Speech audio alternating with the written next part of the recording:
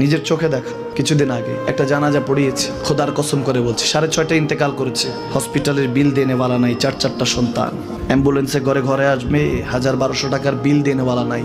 কি বুঝলেন? ক্ষণস্থায়ী দুনিয়া। মুমিনের কম থাকলেও আমি বলি, কেউ যদি এসে বলে হুজুর একটু দোয়া করেন, খুব পেরেশানিতে আছি, আমি তার হাত চুমু খেয়ে বলি তোমাকে মোবারকবাদ, আল্লাহ তোমাকে ভালোবাসে। পেরেশানি তো মালিক দেয়, এই জন্য এটা রহমত মুমিনের জন্য। পেরেশানি দেয় যখন ফেরেশতারা বলে আল্লাহ চাইতেছে টাকা পয়সা চাইতেছে, বলে এটা কি? বলে ফাসেক, দে বিদায় কর। তার চাওয়া চাই, বিরক্ত লাগে, বিদায় কর, কি লাগে দে। মুমিন যখন চাইতে থাকে আল্লাহ আমাকে কিছু লাগবে, যখন একটু করে চায় আমার মাটাকে সুস্থ করে দাও, বাবাটাকে আল্লাহ আমার স্ত্রীকে, আমার আমাকে একটু তৌফিক দাও, চাইতে থাকে মুমিন। আল্লাহ বলে যখন ফেরেশতারা দেখে মুমিন চাচ্ছে, দেরি করতে পারে না, তাড়াতাড়ি খাজানা নিয়ে দিতে নেবে, আল্লাহ বলে রাখোস না, এত তাড়াহুড়া কিসে?